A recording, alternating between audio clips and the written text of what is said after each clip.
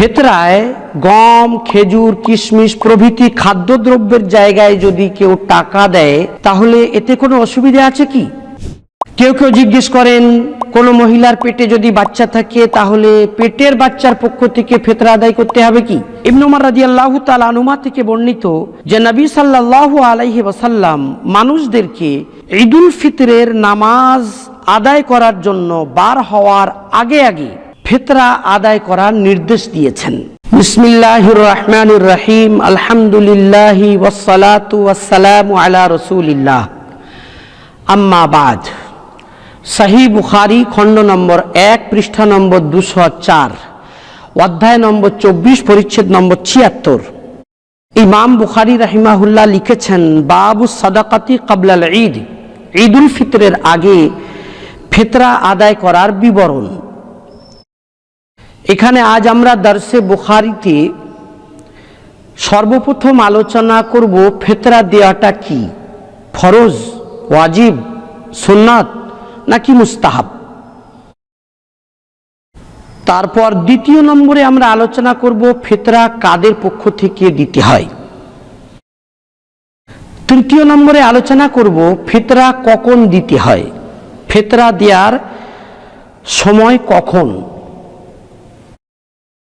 তারপর চতুর্থ নম্বরে আমরা আলোচনা করব ফিতরা কতটা দিতে হয়। পঞ্চম নম্বরে আলোচনা করব ফিতরায় গম, খেজুর, কিশমিশ প্রভৃতি খাদ্যদ্রব্যের জায়গায় যদি কেউ টাকা দেয় তাহলে এতে কোনো অসুবিধা আছে কি? 6 নম্বরে আমরা আলোচনা করব কন্ট্রোল রেটে ফিতরা দেয়া যাবে নাকি খোলা বাজার দরে ফিতরা দিতে হবে। আর সর্বশেষে 7 নম্বরে আমরা আলোচনা করব ফিতরা কেন দিতে হয়, ফিতরা দেওয়ার ফায়দাটা কি, শরিয়াতে ফিতরা দেওয়ার বিধানটা কেন রাখা হয়েছে, এটা আমরা সর্বশেষে আলোচনা করব ইনশাআল্লাহ। ইমাম বুখারী রাহিমাহুল্লাহ এ পরিচ্ছেদের অধীনে সহিহ বুখারীর 1509 নম্বর হাদিসটি নিজের সনদে এভাবে লিখেছেন, হাদ্দাসানা আদামু, আমাদেরকে হাদিস বর্ণনা করে শুনিয়েছেন শেখ আদম রাহিমাহুল্লাহ। ক্বালা হাদ্দাসানা হাফস ইবনু মাইসারা, তিনি বলেছেন আমাদেরকে হাদিস বর্ণনা করে শুনিয়েছেন হাফস ইবনু মাইসারা। ক্বালা হাদ্দাসানি মুসা ইবনু উকবাহ, তিনি বলেছেন আমাদেরকে হাদিস বর্ণনা করে শুনিয়েছেন মুসা ইবনে উকবাহ। আন নাফিইন আন ইবনে উমারাহ, তিনি বর্ণনা করেছেন নাফি' থেকে, তিনি বর্ণনা করেছেন সাহাবী ইবনে উমর রাদিয়াল্লাহু তাআলা আনহুমা থেকে, আন্না নবী সাল্লাল্লাহু আলাইহি ওয়াসাল্লাম আমারা বিযাকাতিল ফিতর ক্বাবলা খুরুজিন নাস ইলা সালাহ। ইবনে উমর রাদিয়াল্লাহু তাআলা আনহুমা থেকে বর্ণিত যে নবী সাল্লাল্লাহু আলাইহি ওয়াসাল্লাম মানুষদেরকে ঈদুল ফিতরের নামাজ আদায় করার জন্য বার হওয়ার আগে আগে ফিতরা আদায় করার নির্দেশ দিয়েছেন। এ পর্যন্ত সহিহ বুখারীর 1509 নম্বর হাদিসটি সম্পূর্ণ হলো।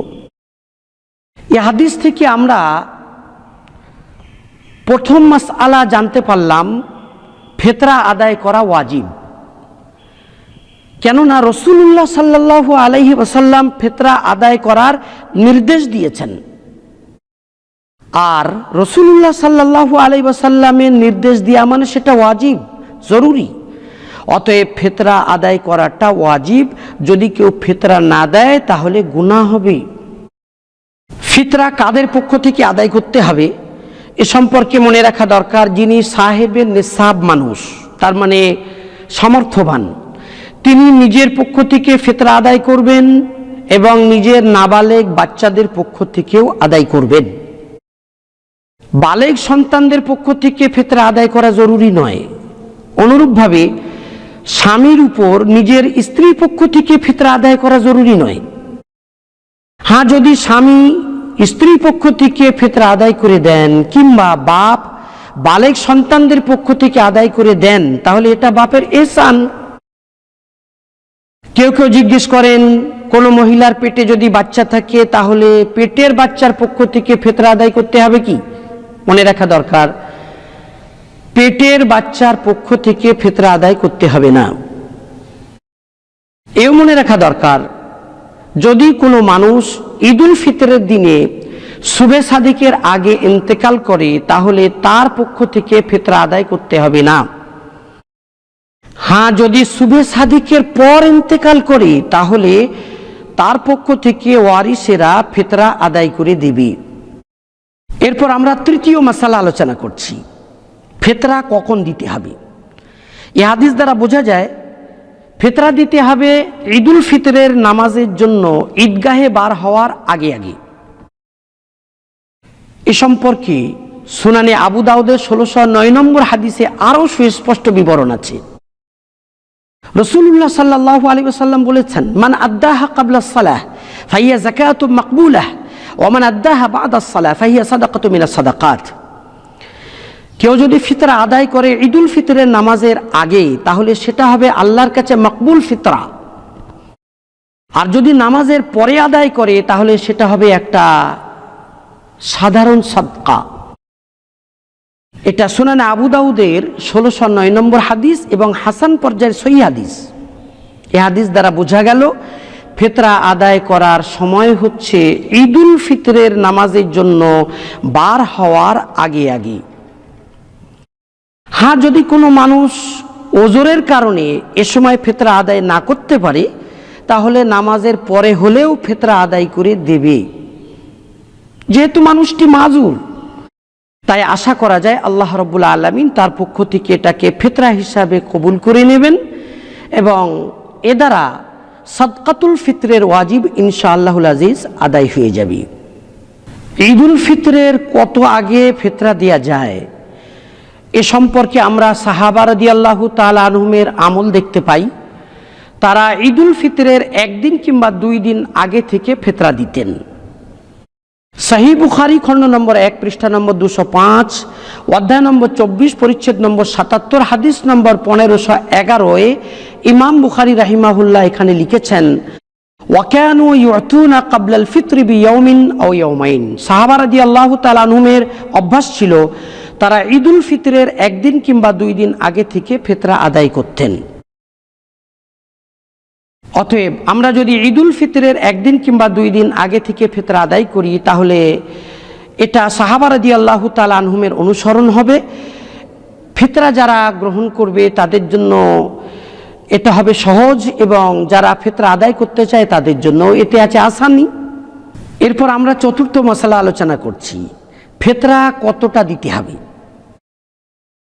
এ সম্পর্কে মনে রাখা দরকার, সুনানে তিরমিজির 674 নম্বর হাদিসে হাসান পর্যায়ের সহিহ সনদে আর সুনানে আবু দাউদের 1620 নম্বর হাদিসে সহিহ সনদে রাসূলুল্লাহ সাল্লাল্লাহু আলাইহি সাল্লাম থেকে বর্ণিত আছে, তিনি বলেছেন, কেউ যদি গম আদায় করে তাহলে নিসফে সা মানে অর্ধ সা গম দেবে, আর গম ছাড়া অন্যান্য খাদ্যদ্রব্য যেমন কিশমিশ, জব, পনির, খেজুর যদি আদায় করে তাহলে 1 সা পরিমাণ খাদ্যদ্রব্য আদায় করবে। সহিহ হাদিস দ্বারা এটাই প্রমাণিত, আর এটাই হচ্ছে আমাদের ফতোয়া। অর্ধ সা গম বলতে কতটা? এখনকার কিলোগ্রামের হিসাব অনুপাতে অর্ধ সা গম বলতে 1 কিলো 574 গ্রাম 640 মিলিগ্রাম। আবার বলছি, অর্ধ সা বলতে এখনকার কিলোগ্রাম অনুপাতে 1 কিলো 574 গ্রাম 640 মিলিগ্রাম।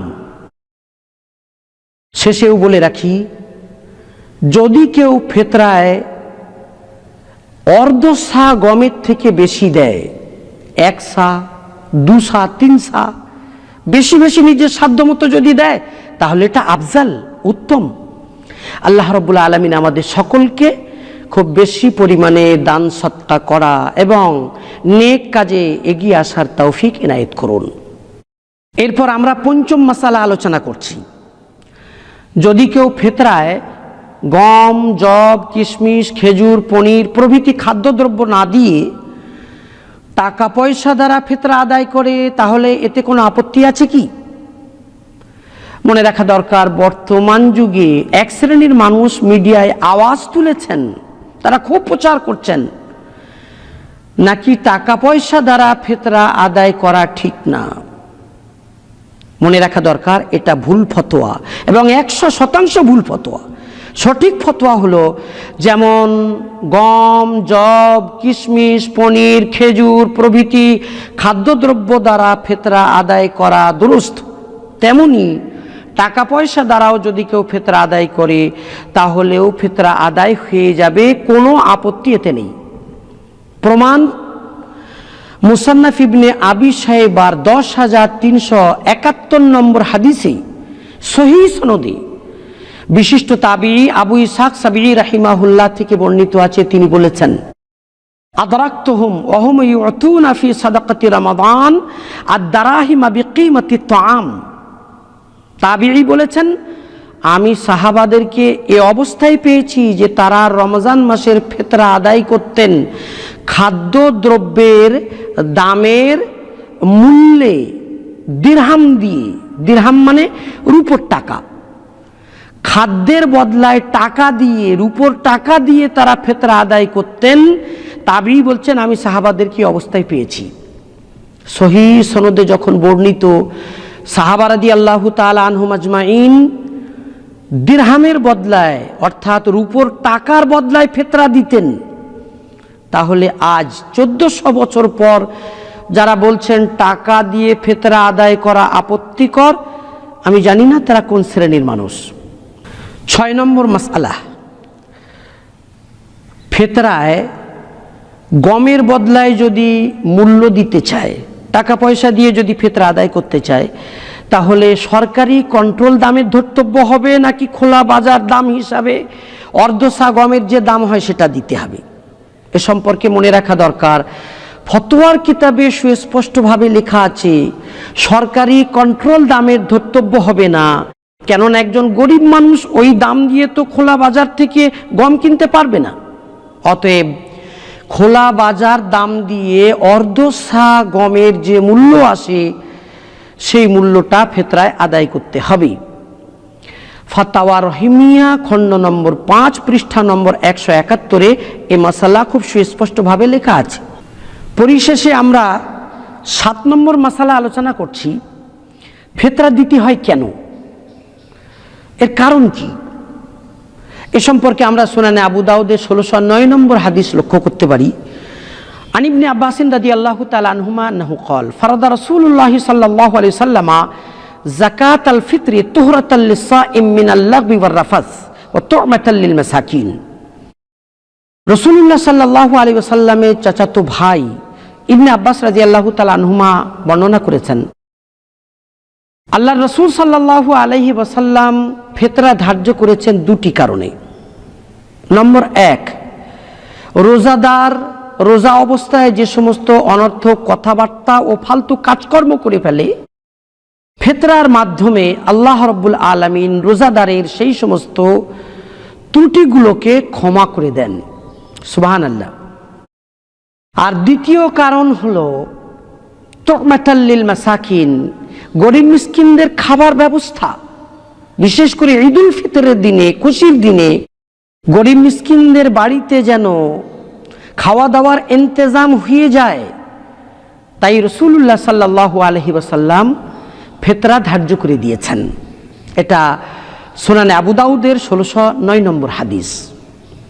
এ দ্বারা বোঝা গেল ফিতরার ভিতরে রয়েছে বিরাট বড় রহস্য।